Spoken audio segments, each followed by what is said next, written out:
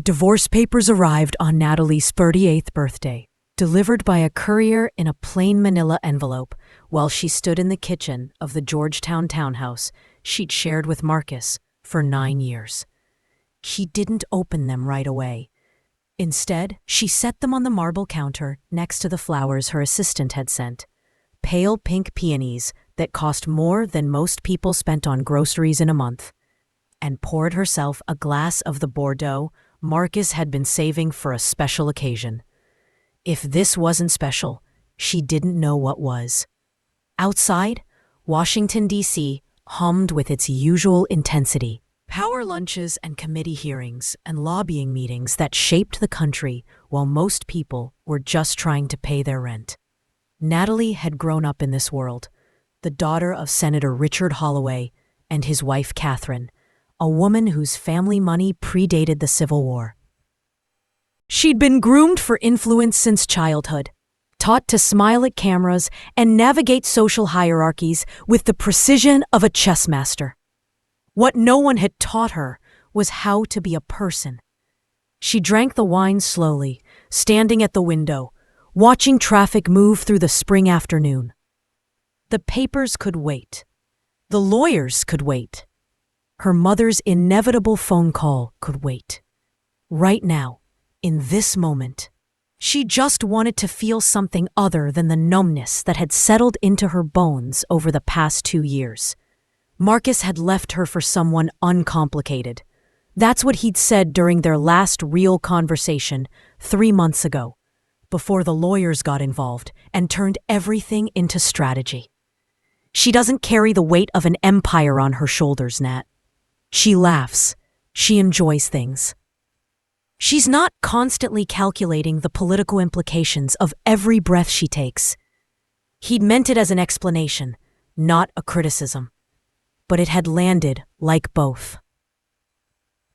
The woman was a yoga instructor named Meg, 32 from Ohio, with an Instagram full of sunset photos and inspirational quotes about living in the present.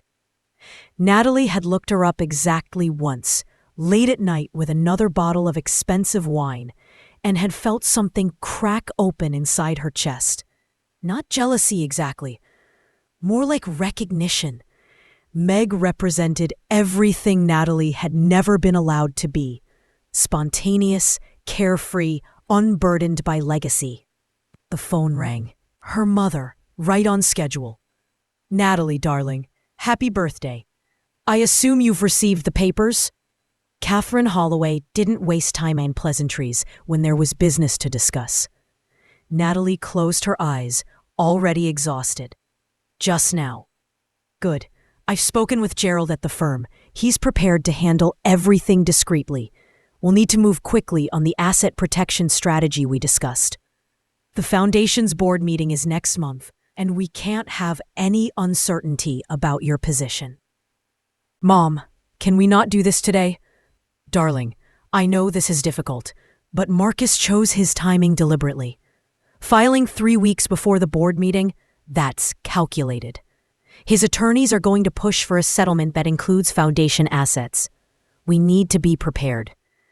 Natalie opened her eyes, looking down at the envelope on the counter. Of course Marcus had calculated the timing. He'd been a political consultant when they met, brilliant at reading angles and leveraging moments. She'd been 29, working as a junior policy advisor on her father's re-election campaign. Marcus had seemed different from the other men in her orbit. Sharper, funnier, less interested in her family name than in her actual thoughts. Or so she'd believed. "I'll call Gerald tomorrow," Natalie said. "Today would be better." "Tomorrow, Mom." She hung up before Catherine could respond, then immediately turned her phone off. Outside, the afternoon was giving way to evening, the light going golden over the Potomac. Natalie stood there in her kitchen, surrounded by the trappings of a life that looked perfect from the outside, and felt utterly alone. The wine bottle was half empty when her younger brother Preston showed up an hour later, letting himself in with the key she'd given him years ago. "I heard," he said, finding her still in the kitchen. now sitting on the floor with her back against the refrigerator. Mom called. She's worried you're going to do something impulsive. Like what? Get a tattoo? Join a commune? God forbid. Preston sat down next to her, taking the bottle and drinking straight from it. He was 34, working as a public defender in Philadelphia. The family disappointment for choosing a career that paid nothing and helped people without connections. Natalie loved him more than anyone else in her family, maybe because he was the only one who'd ever fought back against what they were supposed to be.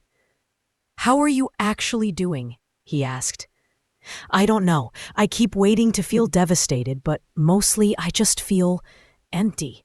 Like I've been emptied out and there's nothing left." That's the Holloway family specialty, emotional evacuation.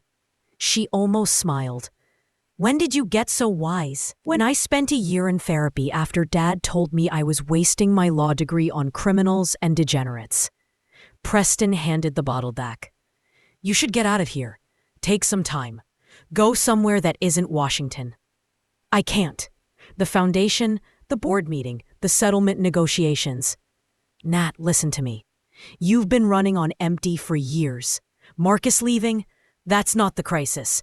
That's just the thing that finally made it visible. The real crisis is that you're 38 years old and you've never made a single choice that was actually yours." His words hung in the air between them. Natalie wanted to argue, to list all the decisions she'd made, the career she'd built, the life she'd constructed.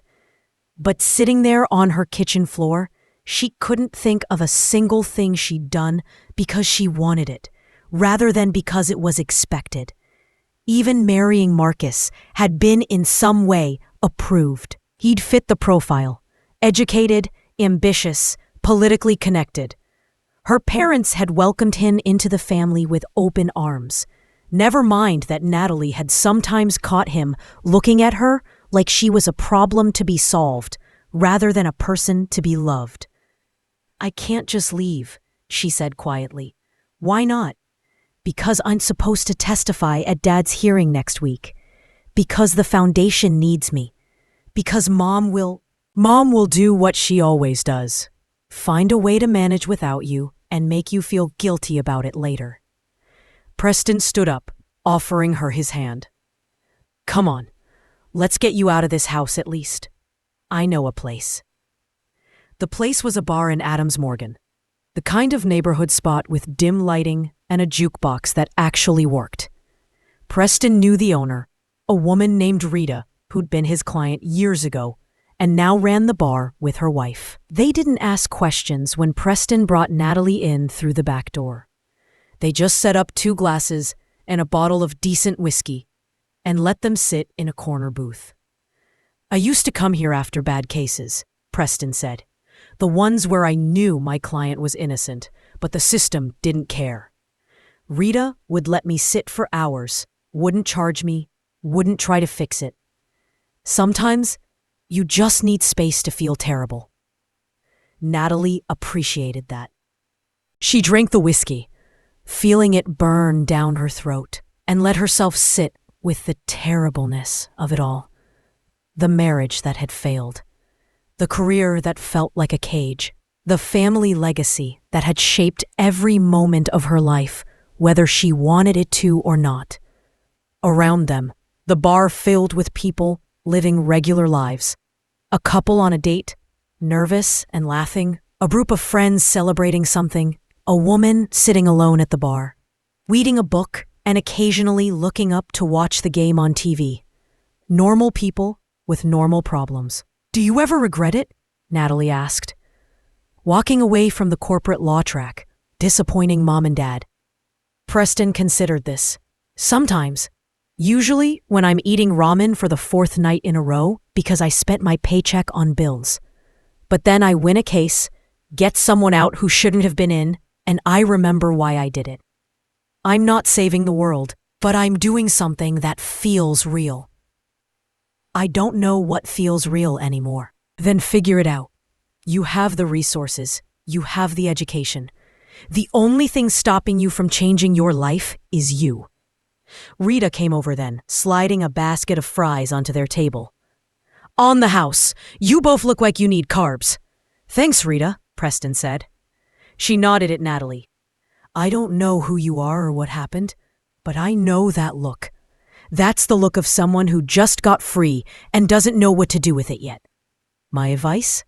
Don't rush it. Sit with it." Freedom's uncomfortable at first. After she walked away, Natalie looked at her brother. "You told her?" "I told her you were going through something. Rita's good at reading between the lines." They stayed until closing, talking about everything and nothing. Preston told stories about his cases, about the impossible situations people found themselves in through no fault of their own. Natalie found herself thinking about her work at the foundation, about how most of what they did was high-level policy advocacy that helped people in abstract, distant ways. Important work, certainly, but nothing that felt immediate or personal. When they finally left, the city was quiet in that 3 a.m. way. The streets empty, except for occasional taxis. Preston walked her to her car. "Come to Philly," he said. "Seriously, just for a week. Get out of this city. Breathe different air."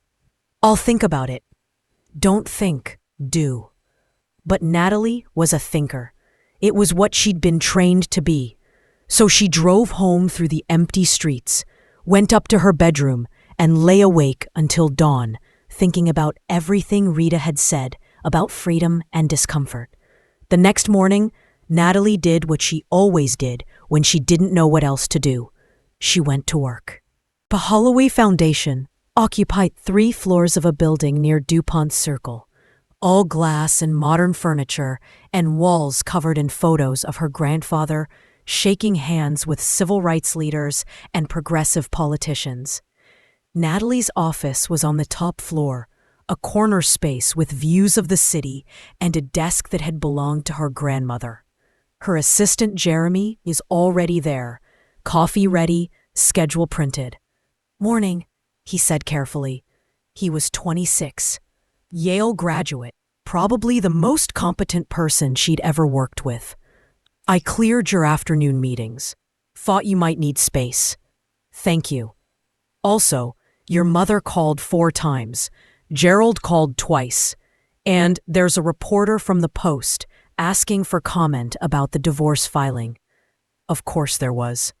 Natalie took the coffee, sat down at her desk, and stared at the view. Below her, people were walking to work, catching buses, living lives that didn't come with constant public scrutiny. "Jeremy, can I ask you something?" "Of course. Do you like working here?" He looked surprised. "Yes, very much. Why?" "I'm just wondering if we're actually making a difference, if any of this matters in a real way." Jeremy was quiet for a moment. "We funded the expansion of legal aid clinics in 3 states last year. We supported the coalition that got the voting rights bill through committee. We provide scholarships to hundreds of students who wouldn't otherwise afford college. So yes, I think it matters." He was right, obviously, but Natalie couldn't shake the feeling that she was watching her life happen from a distance, like it belonged to someone else. She spent the morning returning calls, reviewing grant proposals, preparing for the board meeting. Normal work, the kind that filled hours without requiring her to feel anything. But around noon, Gerald called. "Natalie, we need to discuss strategy." Gerald Chen had been the Holloway family attorney for 15 years.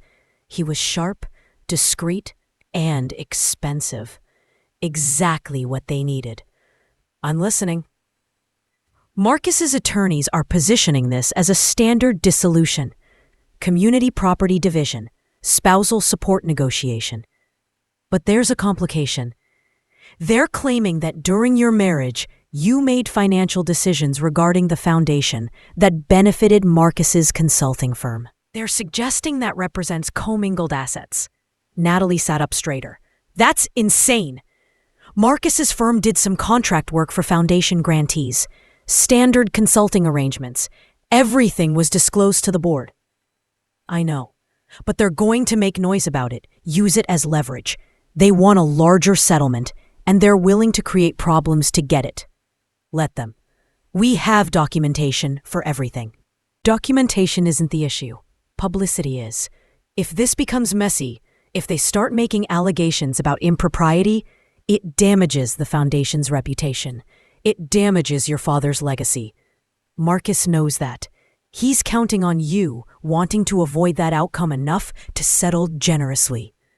Natalie felt something cold settle in her stomach. Of course Marcus knew. He'd been inside their world long enough to understand exactly how it worked. The Holloway family would pay almost anything to avoid scandal. What do you recommend? We offer a settlement that's fair but not excessive. We make it clear that we're prepared to litigate if necessary. And we do it quickly, before he has time to build a narrative. After the call ended, Natalie sat in her office, feeling something she rarely allowed herself to feel. Genuine anger.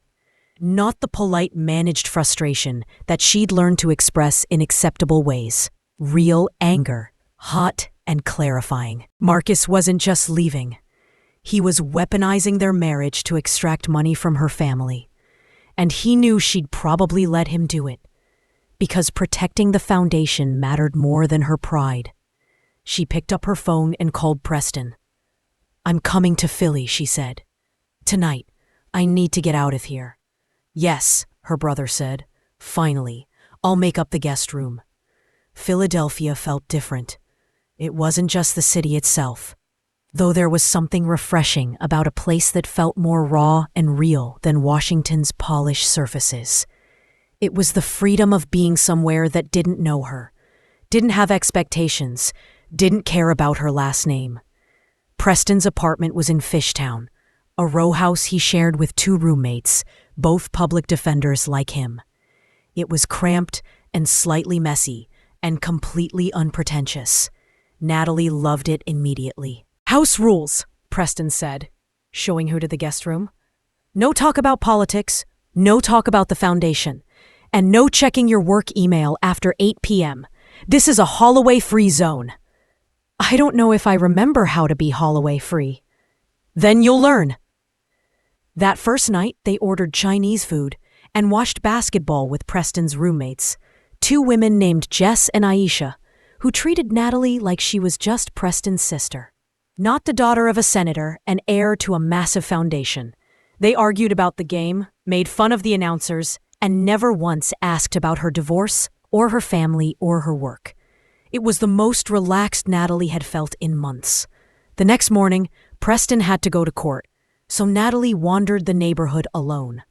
She found a coffee shop that roasted their own beans, a bookstore with a cat sleeping in the window, a community garden where volunteers were planting tomatoes. She sat on a bench in a small park and watched people walk their dogs and push strollers and live ordinary lives. Her phone buzzed constantly. Her mother, Jeremy, Gerald, reporters. She ignored all of it.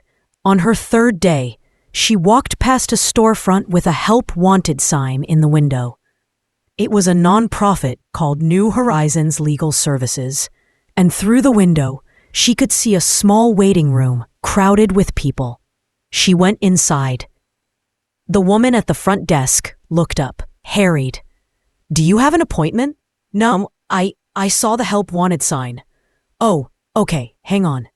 She disappeared into a back office, and a moment later a man emerged. He was probably in his early 40s, wearing khakis and a button-down shirt with the sleeves rolled up, looking tired and impatient. "I'm David Moreno, director. You're interested in the position?" "I might be. What is it?" "Administrative coordinator. We need someone who can manage intake, coordinate with attorneys, handle basic case management. It's a lot of work for not a lot of money. We're a legal aid clinic serving low-income families, immigration cases, housing disputes, family law. You have any relevant experience?" Natalie almost laughed. Relevant experience? She had a law degree from Columbia she'd never used, a decade of nonprofit management experience, and connections throughout the legal and political establishment. But she looked at David Moreno's skeptical expression and heard herself say, "I have a JD. I've worked in nonprofit administration for 10 years. I'm organized, I'm good with people, and I'm looking for work that matters. You're overqualified. Maybe I just want to do something real." He studied her for a long moment. "We can pay $35,000 a year. No benefits. The hours are long. The clients are often in crisis. It's emotionally exhausting and bureaucratically frustrating, and we're constantly fighting for funding." "You sure you want real?" "Yes," Natalie said, and meant it. "When can you start?" "Monday." They shook hands, and Natalie walked out of the clinic feeling something she hadn't felt in years: possibility. She didn't tell her family right away. Didn't tell anyone except Preston, who immediately opened a bottle of champagne they couldn't afford and made a toast to new beginnings. Instead, she spent the weekend preparing. She found a sublet in a building 3 blocks from the clinic, a tiny studio apartment that cost less than her monthly car payment in D.C. She transferred enough money from savings to live on for 6 months. She wrote an email to Jeremy and the foundation board, explaining that she was taking a leave of absence for personal reasons and would be stepping back from day-to-day operations. She didn't send it yet. Sunday night, she called her mother. "Natalie, finally! Where have you been? Gerald needs you to review the settlement terms, and the board meeting is in 2 weeks." "Mom, I'm not coming back for the board meeting." Silence. Then, "What?" "I'm staying in Philadelphia. I've taken a job. I'm taking a leave from the foundation." "A job? What are you talking about? You have a job. You're the executive director of—" "A job I never wanted. A job I took because Dad needed me to, because the family needed me to. I'm done, Mom. I'm done living the life everyone else planned for me." Catherine's voice went cold. "This is about Marcus. You're having some kind of breakdown because of the divorce. Darling, I understand, but this is not the time to make rash decisions." "I'm not having a breakdown. I'm making a choice. Maybe the first real choice I've made in my entire adult life. You're throwing away everything your grandfather built, everything your father sacrificed for." "No, I'm just stepping back. The foundation will survive without me. It has a strong team, a solid board, but I can't survive continuing to be someone I'm not." "Who are you then? Without the foundation? Without your family?" It was the question Natalie had been asking herself for years. And standing in Preston's kitchen, looking out at the row houses and the ordinary street where people lived regular lives, she finally had an answer. "I don't know yet, but I'm going to find out." She hung up before her mother could respond. Her hands were shaking, her heart racing. But underneath the fear was something else: relief. Monday morning, Natalie showed up at New Horizons at 7:30, half an hour before she was supposed to start. David looked surprised to see her. "You actually came. You thought I wouldn't?" Rich people slumming usually last about 2 days before they remember they don't have to do this. He handed her a file box full of case folders. "Prove me wrong." The work was overwhelming. The clinic served about 200 clients at any given time, most of them facing impossible situations with inadequate resources. Natalie spent her first week just trying to understand the intake system, learning to navigate the tangled bureaucracy of housing courts and immigration services, meeting attorneys who were brilliant and dedicated and completely burned out. She worked 12-hour days and went home to her tiny studio exhausted. She ate cheap takeout and slept on a mattress that came with the apartment. She woke up with a sore back and went back to do it again. It was the happiest she'd been in years. By her 3rd week, she'd reorganized the entire filing system, created a database for tracking cases, and started coordinating with local law firms to recruit pro bono support. David watched her with increasing surprise. "You're actually good at this," he said one afternoon. "I ran a 70-person organization in D.C. This is just smaller scale." "What organization?" She'd been waiting for someone to ask. "The Holloway Foundation." He stared at her. "You're kidding." "No. You're that Holloway? Senator Holloway's daughter?" "Yes. And you're working here for $35,000 a year because this matters more." David sat down, processing this. "Does this mean we can hit you up for a grant?" She laughed. "I'm on leave. But yes, eventually, probably." "Okay then, back to work, Holloway. These eviction notices won't file themselves." 6 weeks after she'd walked away from Washington, Marcus's attorney called her directly. "Mrs. Carver." "Ms. Holloway, I went back to my name." "Ms. Holloway, we need to discuss the settlement. You've been unresponsive to our proposals." Natalie was in the clinic break room, eating a sandwich from the bodega down the street. Through the window, she could see David meeting with a client, a woman with 2 small children, all of them looking terrified. "I've been busy. We've been more than generous with our terms, but if you continue to stall, we'll be forced to pursue litigation. And I think you understand what that would mean for your family's foundation." There it was, the threat Marcus had been holding over her head, the leverage he thought would make her fold. "File," Natalie said. "Excuse me?" "File the lawsuit. Take us to court.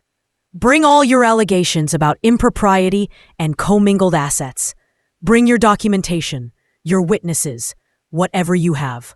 We'll see you in front of a judge." "Miss Holloway, I don't think you understand the implications." "I understand perfectly. You're trying to extort money from my family by threatening our reputation. But here's the thing. I don't care anymore. Sue me. Sue the foundation. Make all the noise you want. We have nothing to hide, and I'm done being afraid of what people might think." She hung up. Her hands were shaking again, but this time it felt like power rather than fear. She'd just called Marcus's bluff. Either he'd back down, or they'd end up in court. Either way, she was done being manipulated. David stuck his head in the break room. "You okay? You look intense." "I'm great. What's next?" "Asylum case. Family from Honduras. Father's a journalist. Got death threats from a cartel. They need someone to help prep their testimony." "I'm on it." She spent the rest of the afternoon helping the family organize their documentation, working with one of the staff attorneys to build their case. The father spoke about the articles he'd written, the threats that had come, the impossible choice between his work and his family's safety. His wife held their infant daughter, tears running silently down her face. This was real. This was what mattered. Not boardrooms and grant proposals and political strategy. Real people in real crisis who needed actual help. When she finally left the office at 8 p.m., she found Preston waiting outside. "Heard you told Marcus's lawyer to pound sand," he said.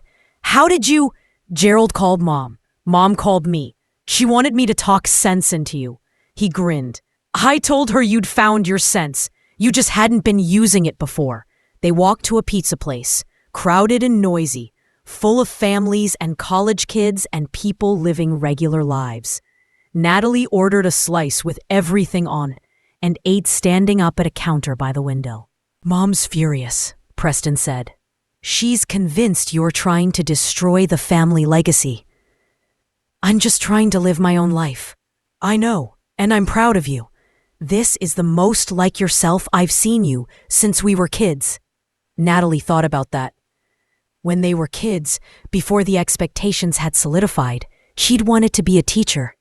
She'd loved reading, loved helping her younger classmates, loved the idea of making things make sense for people. But teachers didn't come from families like theirs. Teachers didn't carry on legacies or build empires. "You think I'm making a mistake?" she asked.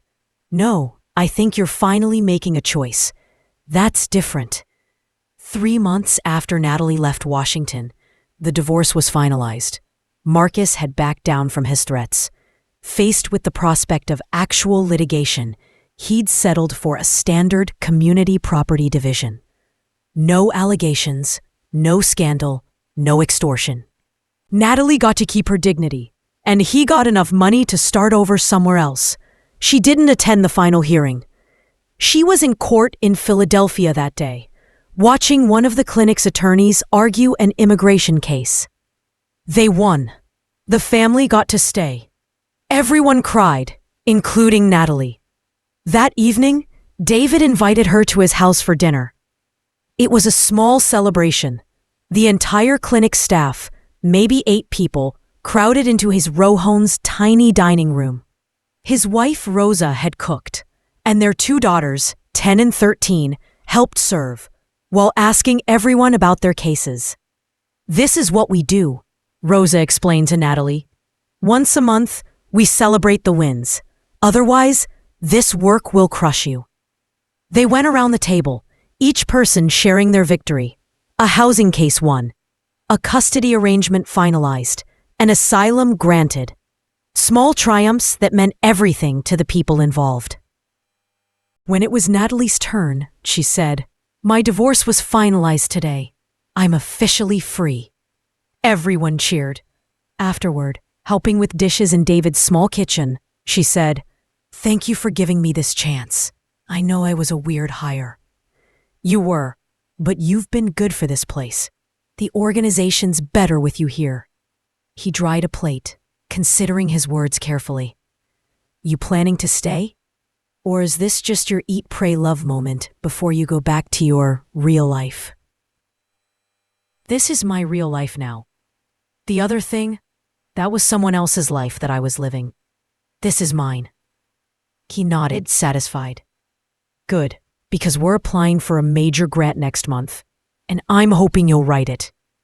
Turns out having someone with foundation experience is useful." Natalie laughed. "I can do that." She walked home through the summer night, the city warm and alive around her. Her phone buzzed. A text from Jeremy. The foundation board had hired an interim director. Things were running smoothly. They missed her, but understood. Another text, this one from Olivia, Preston's daughter, who'd been supportive throughout everything. "Proud of you, Aunt Nat. Come visit soon. Want you to meet my boyfriend." And finally, one from Preston. "Mom's coming around. Give her time. She's realizing you're not coming back, and she's starting to respect it." Natalie arrived at her building, climbed the 3 flights to her studio, and stood in the doorway looking at the space she'd made her own. It wasn't much.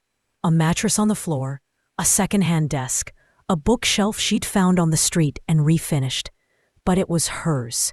She was 38 years old, divorced, estranged from her family's expectations, living in a 400-square-foot apartment and making barely enough to cover rent. And she was happy. Really, truly, deeply happy. Not the performed happiness of her old life, the smile for cameras and donors and board members. Real happiness, the kind that came from going to bed exhausted because you'd spent the day doing work that mattered. The kind that came from making choices because you wanted to, not because you were supposed to. A year later, Natalie was promoted to Assistant Director of New Horizons. The work was still hard, still overwhelming, but she'd found her rhythm. She'd learned to balance the administrative demands with direct client service. She'd discovered she was good at fundraising, at translating the clinic's work into compelling narratives that opened donors' checkbooks. She'd even convinced the Holloway Foundation, under its new leadership, to provide a major grant. Her relationship with her mother had thawed somewhat. Catherine still didn't understand Natalie's choices. Probably never would. But she'd stopped trying to change her mind. That was progress. Preston's roommate, Jess, had become a close friend. They ran together in the mornings, trading stories about terrible dates and difficult cases. Jess had recently come out to her family, and Natalie had been there to support her through it. "You're the bravest person I know," Jess had said. "You walked away from everything. That takes guts. You walked away from who your family expected you to be too," Natalie had replied. "We're both just trying to be ourselves." On a Tuesday evening in September, exactly 1 year and 4 months after she'd received Marcus's divorce papers, Natalie was working late at the clinic when David knocked on her office door. "There's someone here to see you," he said. "Says it's personal." She looked up, confused. No one visited her here. But standing in the doorway behind David was her father. Senator Richard Holloway looked older than she remembered. Thinner, grayer, more fragile. His aide stood respectfully behind him, but her father waved him away. "Can we talk?" he asked. Natalie hadn't seen him in over a year. They'd spoken on the phone occasionally, brief and awkward conversations where neither of them said what they were really thinking. But he'd never come to Philadelphia, never visited her new life. Of course, she led him to the small conference room, offered him water, sat down across from him at the battered table. He looked around at the peeling paint and the worn furniture and the stacks of case files. "This is where you work?" he said. "Yes. Your mother said you'd lost your mind, that you were having some kind of crisis." He smiled faintly. "But I see it now. You're finally doing what you wanted to do all along." Natalie felt her throat tighten. "Dad? I'm sorry," he said. "I should have said this a long time ago, but I'm sorry. I pushed you into a life you didn't want. I made you responsible for carrying on a legacy that was never yours to carry. I treated you like an extension of our family's mission, instead of a person with your own dreams. You needed me. The foundation needed me. The foundation would have survived without you. What I needed was for you to be happy. And I didn't pay attention to whether you were." He reached across the table, taking her hand. "But I'm paying attention now. And I can see that you're happy here. You're doing good work. You're helping people. I'm proud of you, Natalie. Not as the heir to anything, just as my daughter." She started crying then, the tears she'd been holding back for years finally breaking free. Her father came around the table, held her the way he hadn't since she was a child, let her cry until there was nothing left. "I was so afraid of disappointing you," she said. "You could never disappoint me, not by being yourself."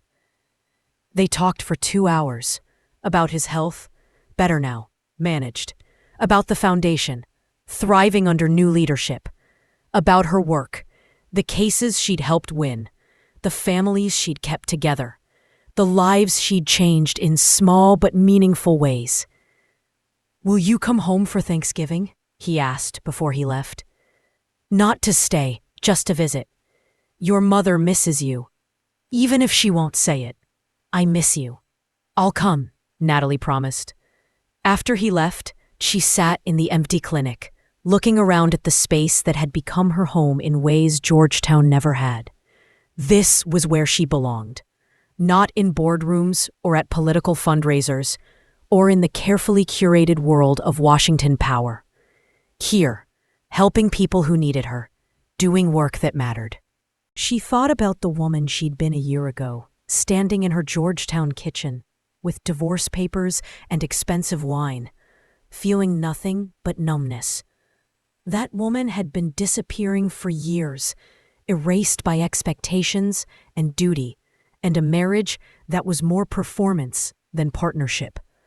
This woman, the one who wore secondhand clothes and worked 12-hour days and ate bodega sandwiches at her desk, this woman was real, and she was enough. Here's what I learned. Legacy isn't something you inherit. It's something you build.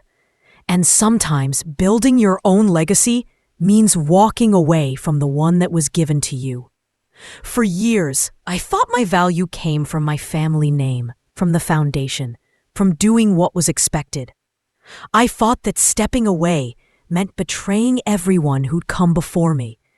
But what I was really betraying was myself. My grandfather built something meaningful because it mattered to him. My father continued it because it mattered to him. But it didn't have to matter to me.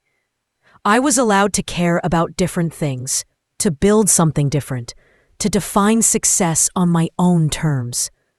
Marcus leaving was the best thing that ever happened to me. Not because the marriage was terrible. It wasn't. It was just empty. We were two people playing roles, performing a relationship that looked good from the outside, but felt hollow from within. His leaving forced me to confront that emptiness and ask if I wanted to keep living that way. I didn't. Starting over at 38 was terrifying. It meant acknowledging that I'd spent my entire adult life becoming someone I didn't actually want to be. It meant disappointing people I loved. It meant choosing uncertainty over security, passion over prestige. But it also meant finally becoming myself. I'm not running a multi-million-dollar foundation anymore. I'm not married to a political consultant or living in Georgetown or attending charity galas. I'm working at a legal aid clinic in Philadelphia, helping immigrant families and tenants facing eviction and people who have nowhere else to turn. And I've never been happier, because this is my choice. This is my life. This is the legacy I'm building, not with money or influence or political power, but with the hours I spend and the people I help and the person I become through the work. That's enough. I'm enough.